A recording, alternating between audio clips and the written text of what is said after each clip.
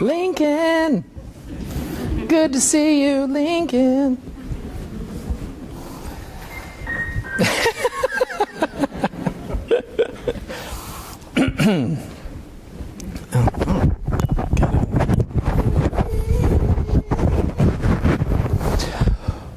When a person is standing in front of you, are you aware of what you're seeing?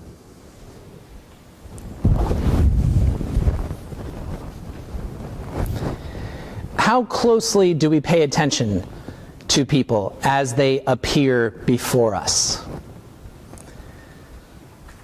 What thoughts enter our minds about the person appearing in front of us? Everything about us gives off information. Our clothes, our skin color, our accessories, our movements. It all indicates things about who we are. What details are you paying attention to? What details do you think God pays attention to? What do you think God feels about people who we fail to see at all? There is a teaching in our tradition that comes from the Gospel of Matthew, chapter 5, verses 11 through 12. This is part of what we know as Jesus' Sermon on the Mount. It was Jesus' first public teaching, his first public appearance. And in that teaching, Jesus gives us these words. Blessed are you when people revile you and persecute you and utter all kinds of evil against you falsely on my account. Rejoice and be glad, for your reward is great in heaven. For in the same way they persecuted the prophets who were before you. This is challenging. When people say bad things about you, when people utter false accusations against you, rejoice and be glad. When the world is against you, when your name is dragged through the mud and your reputation is destroyed and your life changed forever, rejoice, be glad, for your reward will be great. That doesn't quite seem to fit, does it? When people revile you and accuse you, how can you possibly rejoice? What is there to be glad about? As with all of Jesus' teachings, we are not going to be able to get to the point with our own eyes and ears that are trained by the world to perceive things in a particular way. In order to get to the heart of this teaching, we actually need a different lens to look through. And that's why we have this ancient book filled with tons of stories. The traditional stories in our Bible are a way of looking through the lens to see what is hidden in the human story. It's our opportunity to see things the way God might see things. And we have a story like that this morning. A long, long time ago, there was a boy named Joseph. Joseph was the youngest of 12 sons, all born to a man named Jacob. Jacob loved Joseph more than all the other sons. And Jacob gave Joseph a special coat, a coat of many colors, to indicate that he was his favorite.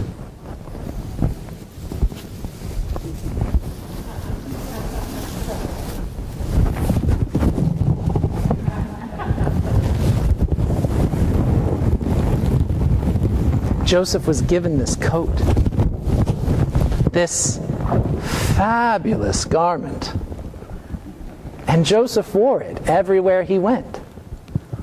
See, God had also blessed Joseph. Joseph wasn't just Jacob's youngest son and his favorite son. Joseph was also blessed with the gift of prophetic dreams. He would have dreams, and he would have the gift to interpret what they mean, and they had a habit of coming true.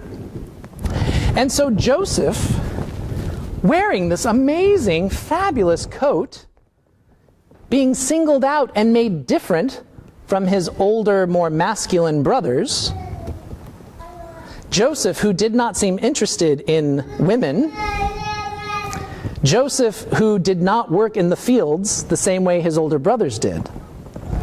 This Joseph was made different, was made special.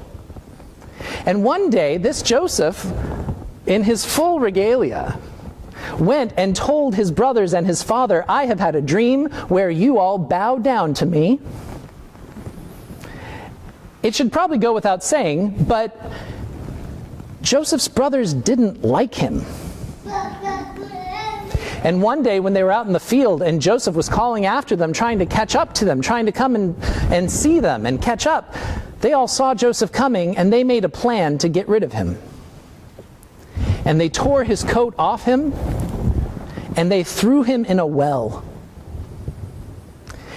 And they would have left him there for dead, but there were some slave traders on their way by, and so they took Joseph up out of the well and sold him to the traders.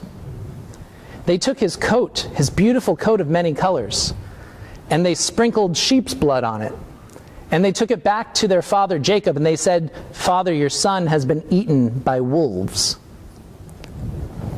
And Jacob wept for the loss of his son. When Joseph was taken by the slave traders into Egypt, he was sold to the captain of the guard, and he was made a servant in his house.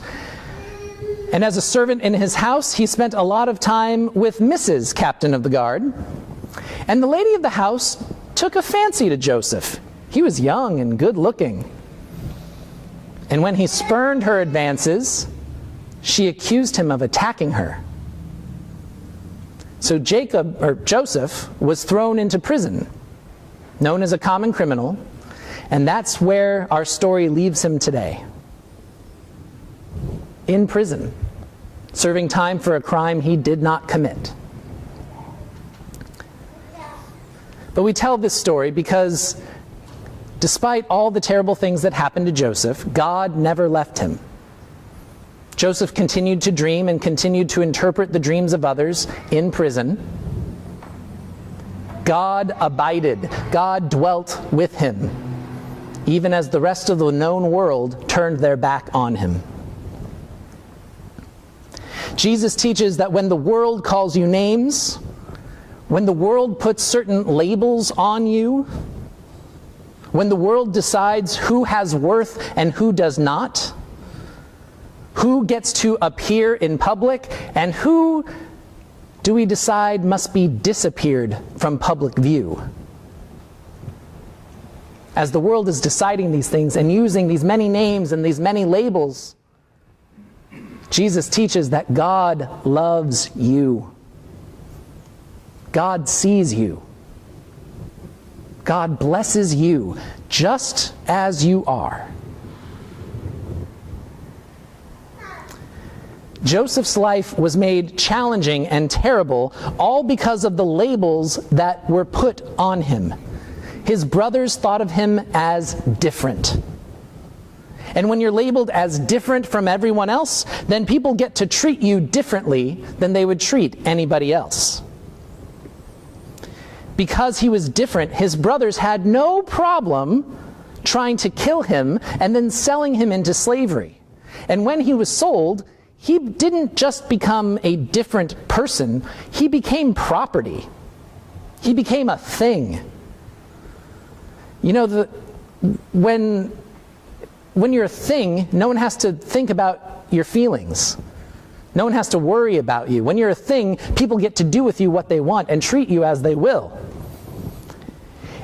And as soon as Joseph wouldn't meet the needs of the lady of the house, she put another label on him, and this one stuck.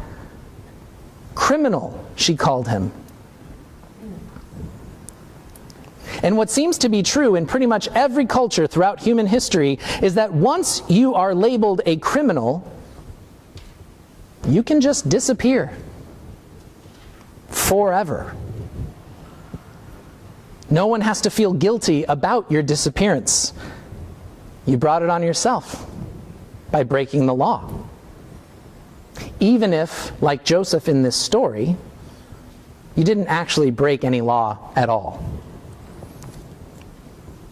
In the story of Joseph and in the teaching of Jesus, we are all forced to confess that no one can simply disappear. We may find people to be bothersome, we may find certain people to be a nuisance, we may have arguments and conflicts, and there may be all manner of people that we wish would just fall off the face of the earth, but it doesn't happen. Even if we are able to use labels and to organize ourselves in a way so that certain people do disappear from our sight, we are forced to confess this morning that God is still with them, and therefore they are still with us, even if we can't see them. The actual words that we use, the labels we use to do this work of disappearing people, the labels, the words, they change over time and across cultures. But they always exist. And we, as citizens in the world, we are always taught what they are. Different, thing, worthless, criminal, nuisance, pest, liberal, conservative, gay, privileged, socialist, black, white, man, woman, disturbed, illegal. There are always words that we are trained to use so that some people can be disappeared and we don't have to be bothered with them anymore. But it has nothing to do with who any of these people are. It has to do with how they appear and the labels we use to judge those appearances. Appearances can be deceiving, and no human being has a complete 360-degree view of any other human. None of us can see the whole picture. We only see what appears before us. But that doesn't stop us from rushing to judgment and quickly applying labels to one another so that we don't have to think too much about the complicated lives that everybody might be leading. There was a time in my life, specifically between the ages of 14 and 17, when I met many people who told me, "You're gay." They would say this to me as a matter of fact. They would say, "You have freckles, you have blue eyes, you have a nasally voice that I can't really enjoy listening to, and you're gay." And I would say to them, I don't think I am. I don't think so. And they would say, "No, don't worry about it. You are." Okay. So over time, and as I grew older, and as I lived life, I became aware that I'm definitely not gay. I definitely am attracted to women. I'm a man. I started learning things about myself. And as I started learning who I was and loving me for who I am, I was also coming to a point of realization, what if I was gay? What if I was a man attracted to other men? Would that change who I am fundamentally? Would that mean that God would think differently about who I am and love me differently? No. That didn't seem possible to me. That didn't seem true. It just seemed like I didn't fit into the boxes, the labels, that other people wanted to put me into. And then when I was 30 years old, a dear friend of mine, late one night over a conversation at our seminary dormitory, he gave me what I think is maybe the best compliment I've ever been given. He said to me, "Brian, you are the gayest straight man I've ever met in my life." I wear that as such a badge of honor. I love that. It felt so good to be seen. To be seen for the complex mess that I am, and to be loved for it. This happens to us all the time. We all get told about who we are by the people in our lives who we appear to be in a certain way. We all get these messages, and sometimes they're messy, and they're mixed up, and they're contradictory. And all the time we are getting these messages, these labels, these ideas about who we are from other people. And it's not always big stuff like skin color or orientation. Sometimes it's smaller things. As your pastor, I can tell you that in the last year, I have heard many different things about me as your pastor. It's been said that I am both never around and I am way too available. Both. I've heard both. In just this last year, I have been called far too liberal, and I have also been called way too conservative. I have been told that I am too political, and I've been told that it's not clear where I stand on particular issues. I've heard that I give powerful sermons that make people think. And I've also been told that they are usually long and confusing. I've heard that I take too much vacation time. And I've heard that I don't spend nearly enough time with my wife. And it wasn't my wife who said that. All of these labels that I've heard, all of these ways that people think about me, all of them are true. All of them are accurate. They're all based on how I appear to others. They're all real. But none of them are the whole story. The whole story that's true about me is the same whole story that's true about every single person in this room and every single person in this world. You are God's beloved child before you are anything else. First and foremost, you are loved, and you are blessed, and you are put on this earth to be a blessing. That is the entirety of who you are. We will all be called many things throughout our lives. We will be given many names, and many labels will be put on us. But your identity and my identity is one and the same. God's beloved child. Loved for the sake of loving others.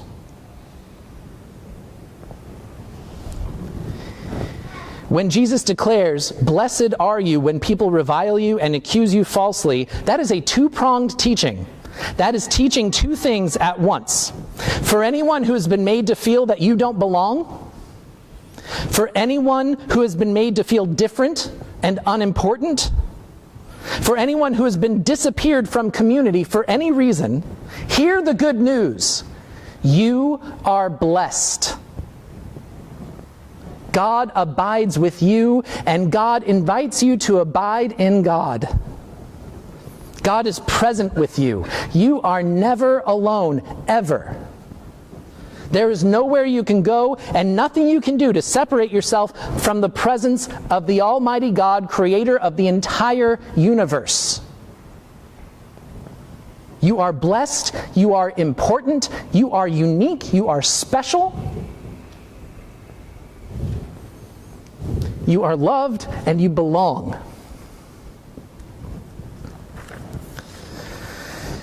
But there's another teaching here for the rest of us.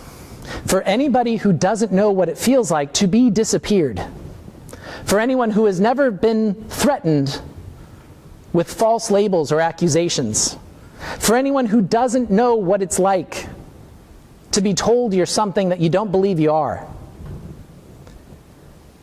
for all those people who don't know that feeling, you can hear this good news as well.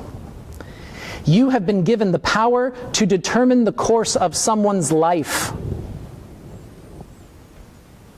If you are able to see people as God's beloved first and foremost, before they are anything else, if you can see other humans as holy, worthy, loved, valued, blessed, then you can make sure that every single person you meet is allowed to live a life beyond the labels they are given. You have the ability to free people from prison. You have the ability to make people seen and loved just as they are. Because that's who you are. You are God's beloved, blessed to be a blessing, just as you are.